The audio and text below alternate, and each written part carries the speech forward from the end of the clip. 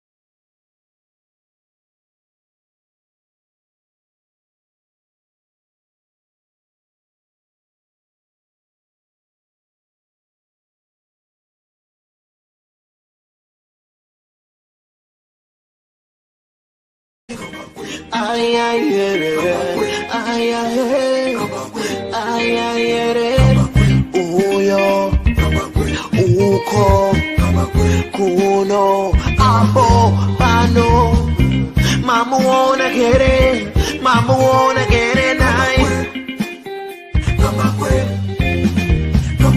anovura meso anovura nzeve anokaya marigi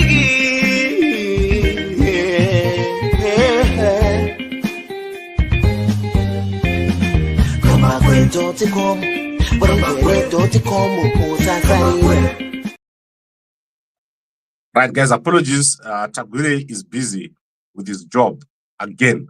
So this is annoying, but we're going to sort it out. We're getting consistent attacks on my system when I'm working. And that is because today I've got another Tagwire story. I don't know how to deal with their behavior. So we're going to deal with it, but it's very difficult to work when I'm having these kind of strange attacks on my system. But anyway, let's proceed. I've said the soldiers have been acquitted. They are not guilty. And it's actually the CIO. For the first time, the pictures of the soldiers who were involved in that altercation with the CIO boss over here. So let me quickly go through the rest of the stories. As you can see, we've got issues. So let's go to Tagwire, straight to Tagwire. What has happened is that the IMF has made a report on their visit to Zimbabwe, and they've implicated Tagwire in massive corruption at the RBZ and at Mutapa Fund. So the IMF has recommended certain things. And if you are aware, Tagwire has appointed his former CEO at Mutapa Fund, that is Serached Chinyemba, who is now in charge of Mutapa Fund. And the IMF has said there is lack of transparency in reporting at Mutapa Fund, and also there is also a problem at the RBZ in terms of foreign currency transactions, and they've requested that the Reserve Bank of Zimbabwe get rid of surrender requirements. So this report is out yesterday, and I'll let you guys know what's going on. The biggest problem in Zimbabwe right now is Kuda Tagwire. Tagwire, Wikina, Scott Sakupaya. These guys are destroying the Zimbabwean economy. They are going into the Reserve Bank of Zimbabwe, and they are causing massive problems. And Mnangagwa is not able to do anything because he's a beneficiary of the corruption that is taking place. And the IMF has come to Zimbabwe, and they were supposed to give some sort of go ahead for Zimbabwe to do better, but they did not do it. they actually say there's a problem in the RBZ, and that is the situation that is currently there. No progress has been made because of Tagwire and Anawikino. So corruption, massive corruption taking place in Zimbabwe, and the IMF indicating that Mutapa Fund is a big problem within the Zimbabwe environment. They don't have any reporting taking place, and this is affecting operations at the RBZ, because if you remember, the loan that was given to Mutapa, or the money that was paid for Kuvimba, came out of a loan of 1.6 billion, which is about almost 10% of the GDP of Zimbabwe. So this is something that is actually affecting Zimbabwe as a country. And that report from the IMF, a big report that is going to make a big influence. Zimbabwe has been asked to make changes to this way of operating, especially with Mutapa Fund. Okay, so I'm going to quickly go through some of the stories, because as you can see, my network is totally dead. On my side, I cannot see anything. I cannot see what's going on. So I'm going to quickly go through this news bulletin of today. Let's go to Nelson Chamisa. Nelson Chamisa is doing very, very well. Yesterday, he met with Dr. Nkosana Moyo. So you have seen the pictures of Nelson Chamisa with Dr. Nkosana Moyo yesterday. Nelson Chamisa is relaunching his new political party. And it is expected that this party is going to change, or is going to be a game changer in the politics of Zimbabwe. Nelson Chamisa had gone away from politics, but has decided to come back. And many people want Nelson Chamisa to come. They want Nelson Chamisa to do well. And I guess you are also one of the people that want Nelson Chamisa to do well. So that is amazing. And let's quickly try to see if we can fix this network issue. I cannot believe what's happening here with my network. And this is because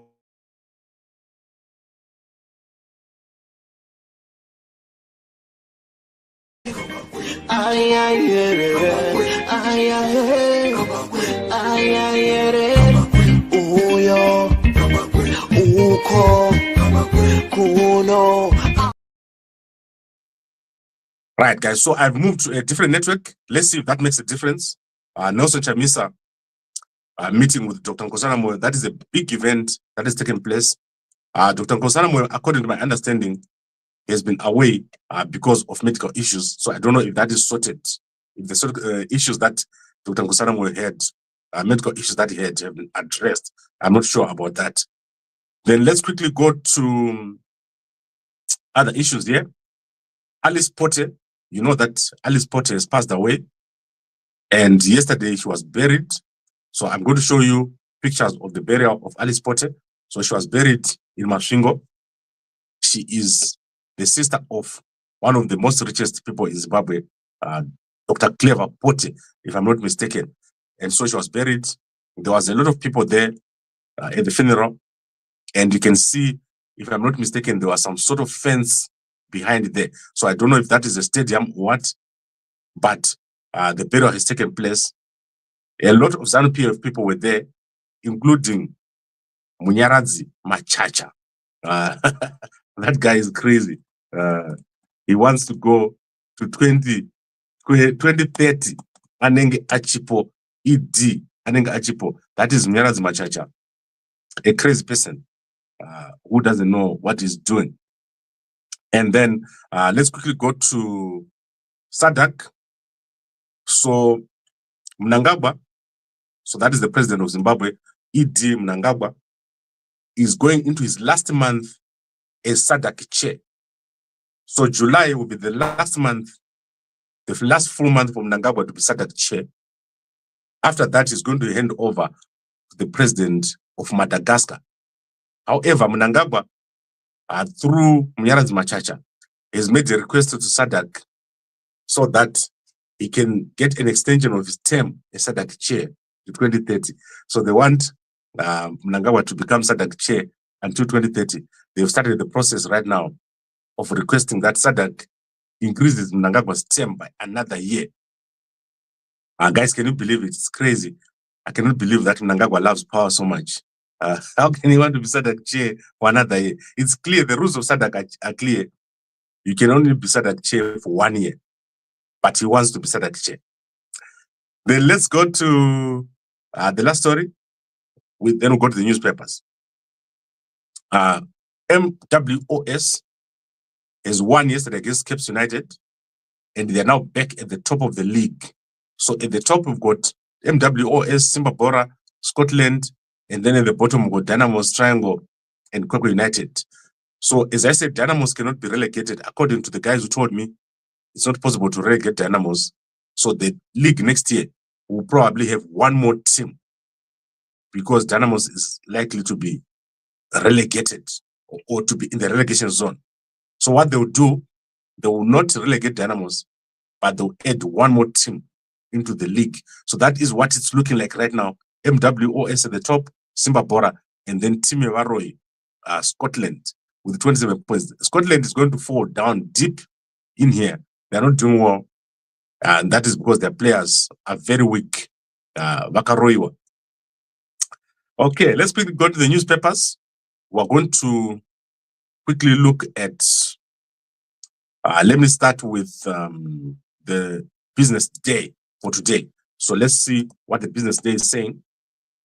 I love the business day. I love business news. And let's see what they are saying there at business day. And then we'll go to the Zimbabwe newspapers. So business day is the newspaper of South Africa. The biggest story in South Africa today is the interview of Floyd Chivambo, which we already showed you yesterday. I was present during that presentation and we showed you. But while my newspapers are loading, I want to show you what has happened in Zambia. So as you are aware, there was no burial of the president of Zambia. The body was not moved. What has happened is that the plane has left and it has gone. So the plane has gone. So this is what has happened. Remember, I can't go back to the airport. They'll arrest me there if I go. So this is what has happened to the plane. Yesterday, the plane left at 2:48 p.m. and landed in Kinshasa at 5:23 p.m. So that is a 2-hour flight or 3-hour flight. Then from Kinshasa, it left at 7:55 p.m. and landed in Angola at 8:48 p.m. So what has happened? My suspicion is, one, they've either taken some of the family of Lungu to Angola, because I don't think anyone who is normal is going to go to Kinshasa. So my thinking is they've taken some of the family members or the belongings or whatever Lungu brought to South Africa. I think they've taken it to Angola. Remember, they're going to go to a country called Aruba. If I'm not mistaken, it's called Aruba. They are going to take this plane to Aruba. And in Aruba, that is where I think is the final destination. It's an island. I think that's the final destination of the Lungu family, or Lungu himself might even be buried there in Aruba. The reason why they chased me from the airport is because they didn't want me to see something. I've explained to you guys that the reason why they didn't want me at the airport is because they didn't want me to see something. So it was clear to me that the police were called so that I can leave the airport. So watch very carefully this movement that took place yesterday here. And I believe that that Aruba is going to be very important in what is going to happen next. But let's see, are they allowed to take a body from South Africa to Aruba? Are they allowed to take the family of Lungu to Aruba? Are they going to seek asylum over there? What is going to happen with the Lungu family? Very, very important. This plane, the fact that it left when I was not there. Remember, I was going to wait until it left. The fact that it left when I was not there is very significant, because the reason that was given for us to stop filming, to me, doesn't make sense. And I did explain to the guys that we started filming the previous day, And we're going to continue filming until the plane left. So now we don't know who entered the plane. We don't know what was taken into the plane. By now you would be knowing. If I was there, you were going to know. But we're told not to film the plane, and we're told to go back to DECO and to get clearance. So it is clear to me that something has happened here with this plane yesterday. But I don't know what it is that has happened because I wasn't there. If the plane had left in my presence, I was going to show you the loading, what was being loaded, who was going in, and so forth. Now we can't tell what happened because I wasn't there. Already the airport executives said someone had told them that we must leave that airport. And there is no law in South Africa against doing what we're doing. However, Pakasara so could Zimbabwe join Nyokayemebhuni. We had to seek intervention so that I don't get taken. But it is clear to me that the movement of this plane is not simple. I hope that someone has footage of what happened, who entered, and all that, because there was absolutely nobody except me on that side of the plane. So what has happened with Lungu is very important. What has happened with his family is very important. What went into that plane that left yesterday and landed in Angola is very, very important.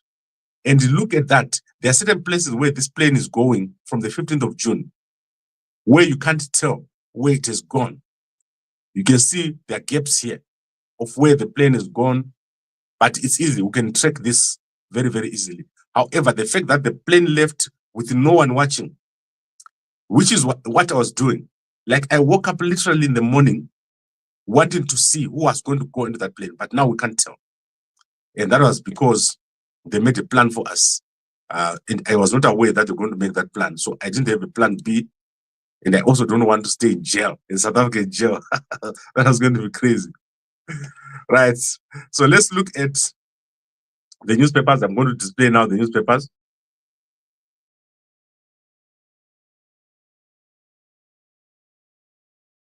So I'm displaying now. I'm displaying the newspapers.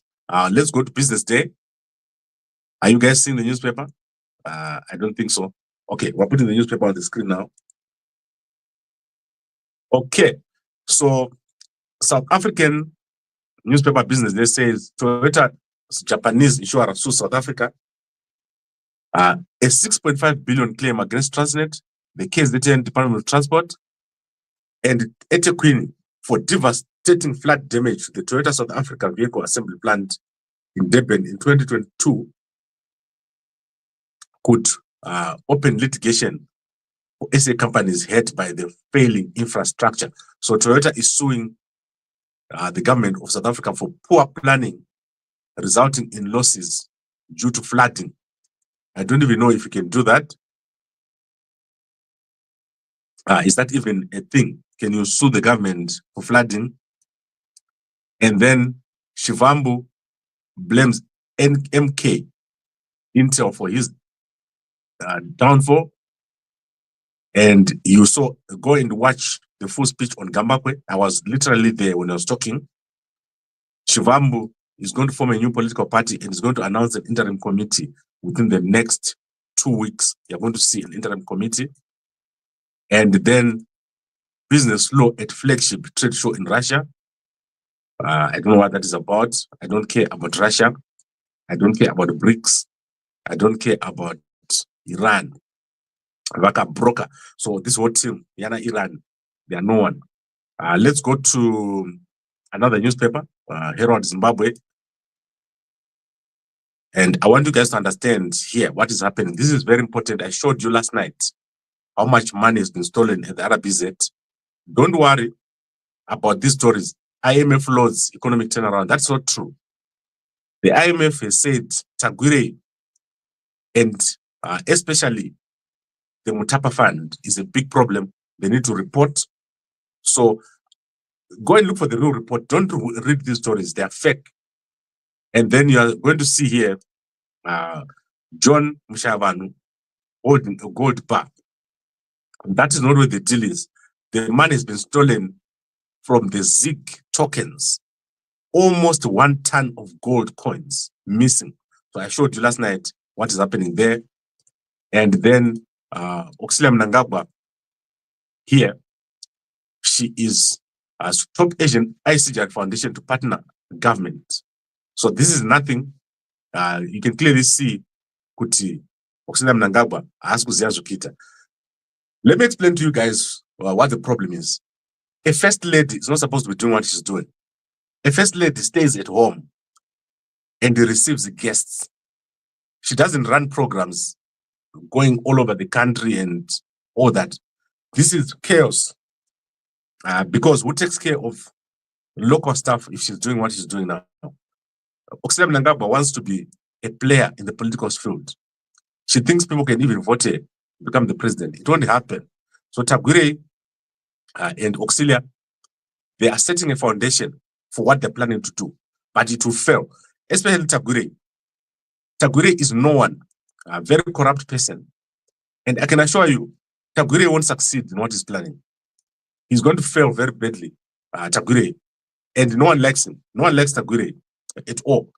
The way that is corrupt, it's going around the whole economy. So Tagwire is damaging the economy. And with Auxilia Mnangagwa, they're working together. Very sad what these guys are doing. But we'll stop them on the 1st of July. We have a protest. We're going to have a shutdown on the 1st of July against Tagwire. Then Dorcas Moyo is gearing up for a launch, album launch. She damaged the brand after taking the evil car from Wikino. She'll never recover. No one likes it. And then let's see. I want us to go to HIV. So guys, I want you guys to understand what is happening with HIV. So after USAID has moved out of Zimbabwe, HIV is devastating Zimbabwe. Like, people are being killed by HIV, left, right, and center. So USAID used to fund a lot of programs, especially PrEP. And especially the injectable PrEP is very expensive. In fact, if you're buying that injectable PrEP, you pay thousands and thousands, and they're giving it for free.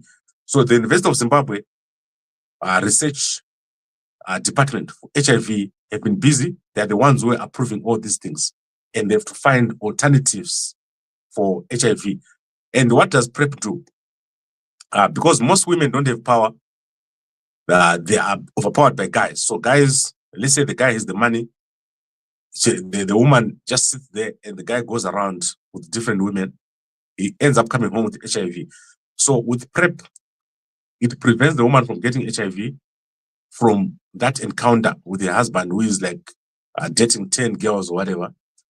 And this is what is happening. They use that is busy with PrEP, but because USAID has left Zimbabwe, we now have a massive increase in deaths. So this month, an additional 250 people have died compared to last year because USAID has left. So if you multiply 250 by 12, let's say that is approximately an additional 12,000 people or something like that. In fact, an additional 5,000 people a year are going to die because of HIV, because USAID has left. So I don't know how we're going to solve this problem, but we need a local solution. That is herbs. There are many, many herbs that can stop you from dying from HIV if you know what to do. So many Zimbabweans are using herbs. So many rural Zimbabweans are using herbs. That's why you see Kuti, a guy from Zimbabwe or a woman from Zimbabwe, her husband died 40 years ago. And she's still there. She's not on ARVs. In case written, there is a research that was done where they look at long-term survival. And there's various things that you can do to your diet to survive and you don't have any symptoms. So that is where the University of Zimbabwe should be focusing at the moment, because the PrEP and all these other things won't work. Many people in the rural areas now are defaulting. They don't have any treatment. So many people in the rural areas used to go and get their pills, and suddenly those pills have dried up. There's nothing. And in South Africa, it's worse. Teenagers were on PrEP. So many teenagers were on PrEP are no longer on PrEP, and it's bad. So you have to replace USAID with something. And unfortunately, I don't know what you can replace it with, because, as I said, nobody can stop reggae. You had nobody can stop reggae. Yes, it's unfortunate, but that's how it is. It's terrible what the youngsters are doing, especially in these countries. The amount of HIV in the younger generation is shocking. It's terrible. And in Zimbabwe, I hope it's not the same. Especially among the youngsters, the young girls are the most affected. In Mulawa, a test was done last year, and the number of women who were tested with HIV is staggering. I don't want to repeat it here because Mtokas wanted to kill me after. Can you believe Mtokas wanted to kill me after I gave that report of how many women from Mulawa were caught with HIV? But it's across the board. In the Eastern Cape here, women over 50, the number of women with HIV is way over 80%, according to a research was done. Okay, Manika Post, Mtara Innovator launches Africa's first AI smart bench. Koma Leonard Miyambo has done it. It's a power smart bench. The bench is powered by solar energy, making it sustainable option for power, public spaces. It is equipped with AI-powered conversational capabilities, allowing users to engage in real-time dialogue about various topics. So I don't know what he's talking about, but that is a bench which talks to you over there. So go check it out on Manika Post. Let's see what else is there. Bridging Gaps Foundation brings medical. So that is Tagure. Guys, Tagure is everywhere. This man's plan is dangerous. He's planning to sneak into power. Don't allow Tagure. He's very corrupt. And I'm not doing this as a smear campaign or anything. Guys, Tagure, the things that he's been doing is what is bringing this economy down. Literally, the economy of Zimbabwe, the currency of Zimbabwe crashed last year because of his activities at Kuvimba. So don't play with this man. He wants money that he doesn't need. You need to stop him. Stop Tagure. He's very dangerous. Okay, what else do we have here?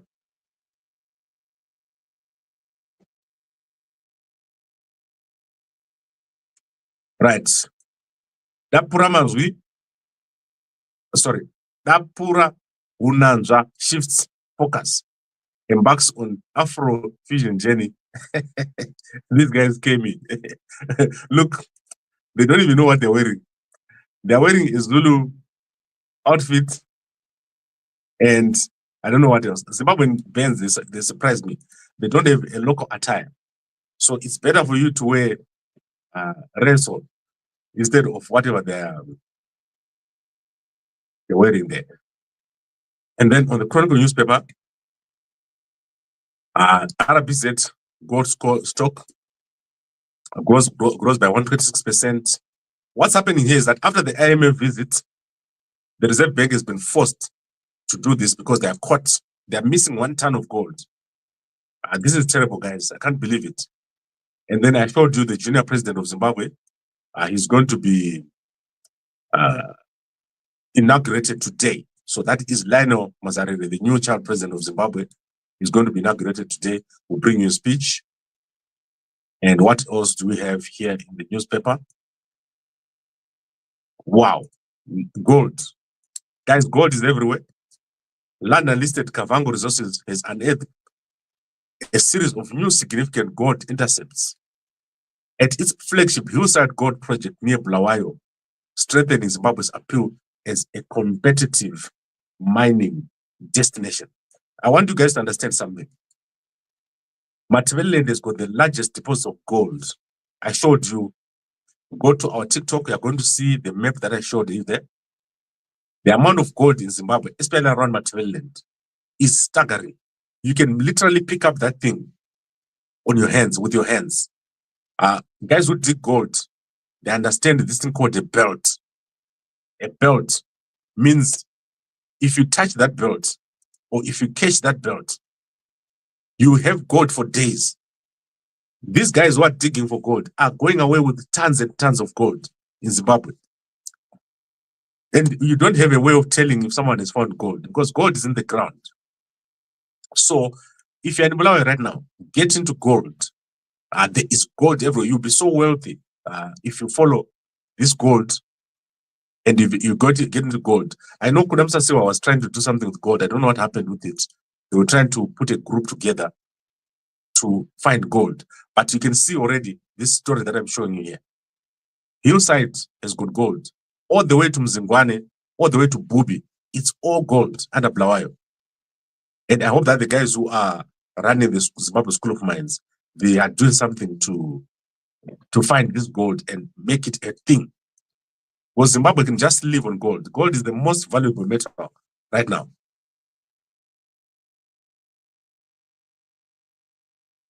Because of the war that is taking place in Iran, gold is going to go up even more. So like, you are literally going to see gold prices jumping like crazy. In the next year, gold could even double. So this is a massive, massive thing taking place in Zimbabwe. So let's say small scale miners last year delivered 23 tons of gold. Kavango, which owns 3 projects in Zimbabwe, is concentrating efforts on the hillside projects, which spans 44 gold claims across 503 hectares. Okay. So guys, do you know why I'm saying Auxilia must not go to Dubai? There is nothing in Dubai. The wealth is in Zimbabwe. We just need to know how to make good use of our resources. Okay, I think we've covered most of the stuff I wanted to cover, and our network has gone better since we talked about Tagore. 250 times go is 3,000, not 5,000. Yes, Mukoma, these are the people that are recorded. The 250, you're correct. But I believe that there are more people dying of HIV. But if you get HIV, you must understand something. Your health is your responsibility. It's not a responsibility of the hospital. So you need to know how to prevent HIV or death by HIV. You need to know what to take. There are so many things that you can take. Like, do you see those women who are on the streets? Some of them are negative, but they sleep with 20 or 30 guys a day. Do you know how they do it? You must find out. They're not scared. You like girls, but you're scared of finding out what to do. So most guys who like girls, they're also scared. They don't like to test.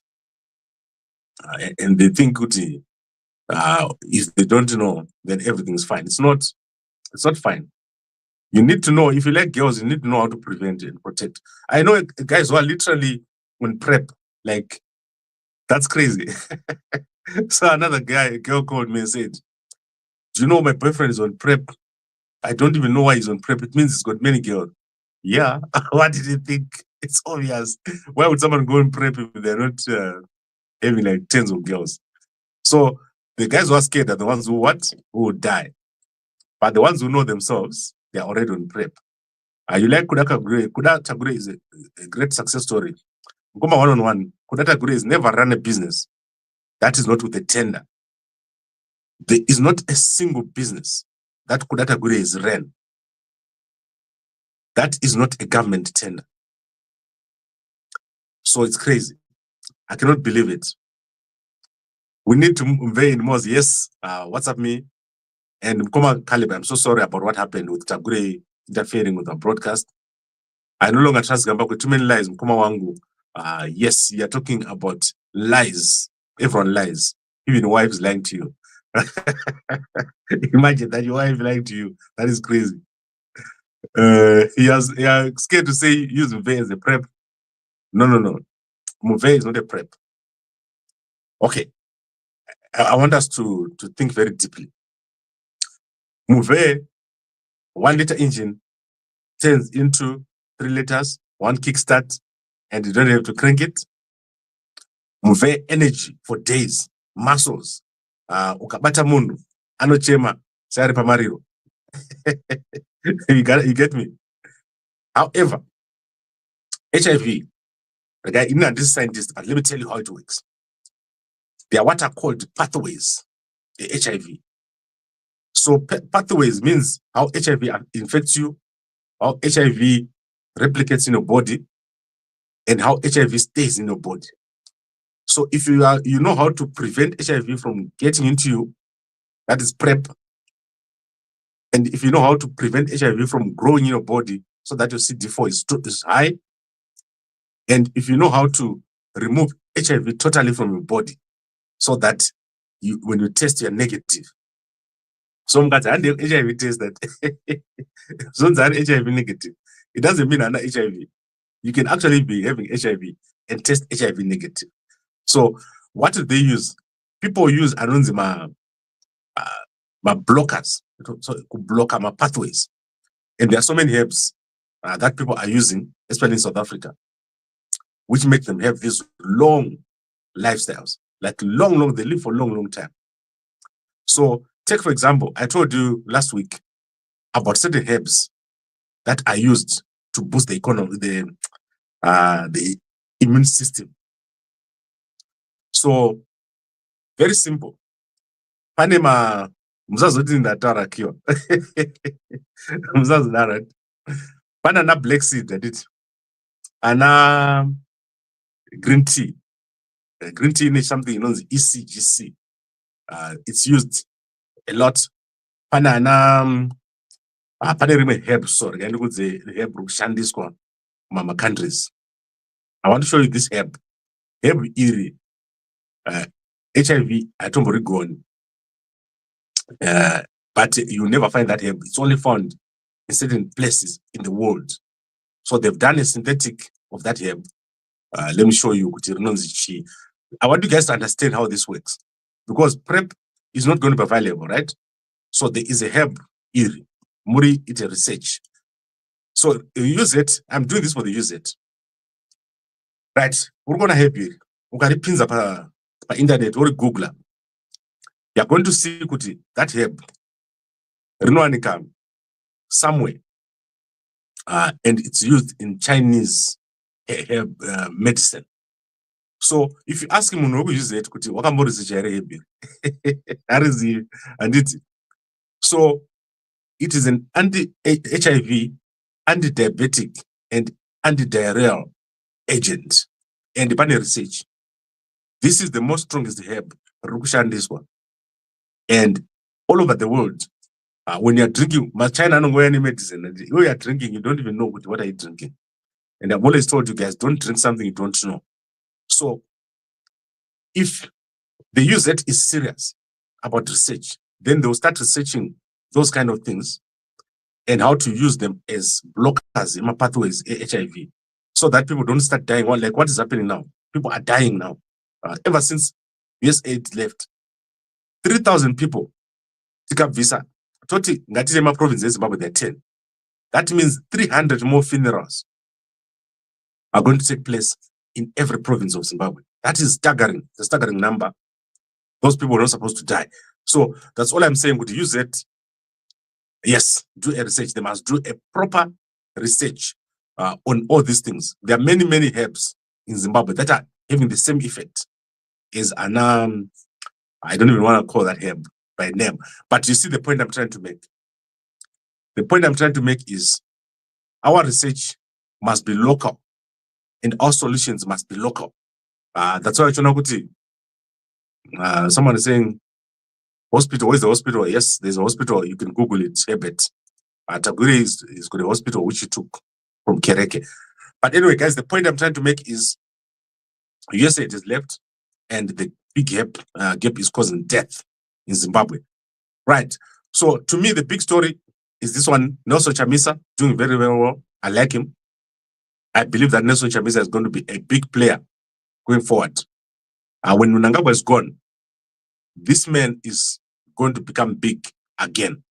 So he has made a good decision to back off and now come back at this time. This is the right time to come back, and he's going to create a coalition. We're going to see something very big with Nelson Chamisa here. Don't underestimate Chamisa.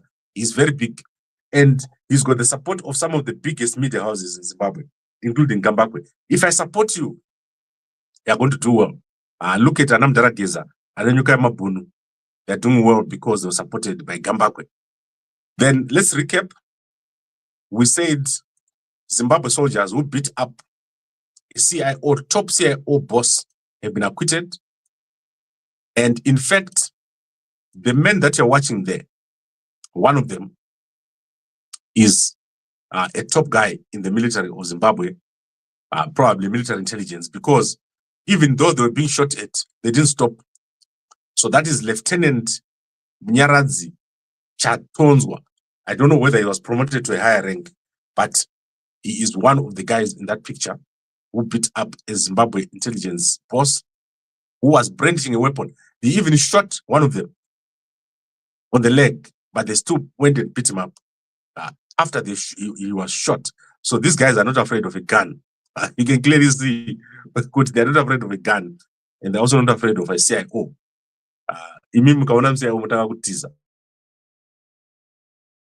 Yeah, so these guys are like, we don't care about your gun, we don't care about your CIO boss, we're gonna still beat you up. And then they were obviously, this happened in public, he discharged a firearm, and they've now been acquitted. Okay, guys, we've covered a lot today. The big story is the Lungu, Nelson Chamisa, and obviously this story with Tagwire. Tagwire, a big disruptive factor in our politics. Tagwire has been named by the IMF as a problem. After they inspected the Reserve Bank of Zimbabwe, they are saying that they must be reporting on the activities of Tagwire. So the IMF has noted that Mutapa Fund is not reporting. And this man you're watching here came from Kuvimba. He is the CEO of Mutapa Fund. He was put there by Tagwire. Tagwire needs to be stopped. What he's doing is very corrupt and very dangerous. We need to stop this man. Tagwire must not be allowed to do what he's doing. Even the IMF has noted it. How many days have we been talking about Tagwire's activities now? He gets all tenders. He's in everything. I don't know why he likes money so much, Tagwire. He's got enough money already. Why does he want to get every single cent in Zimbabwe? And his wife, Sandra, these are the most corrupt people in Zimbabwe. So stop them. Stop Tagwire, has already been indicated. Are they going to report? Is Mnangagwa going to make these guys report on the activities of Mutapa Fund? Because the IMF has noted that 5% of Zimbabwe's GDP already last year was paid to Tagwire for a non-existent value in Kuvimba. So that is a big story. Watch these two very corrupt people and what they want to do in Matabeleland to build a road without local participation is part and the continuation of their activities, which is they just go out and do a hit and run on projects. That's all they do. They strip companies. They do projects that are not complete. In Masvingo, it's not complete. Mbudzi interchange is not complete. It's a mess. It's as if a baby built this thing. What a terrible road. I cannot believe what they did here. Anatagwire.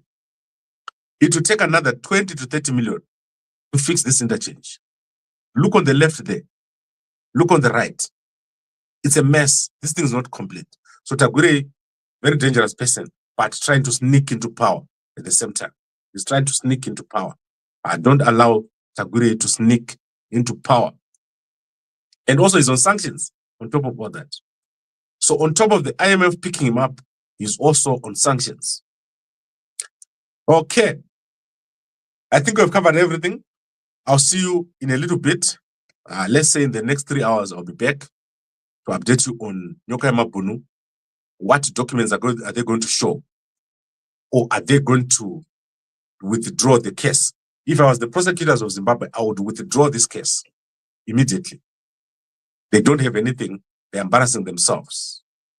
Thank you very much, everyone, for watching. And as I said, I'll see you in a few hours. And a good day to you all.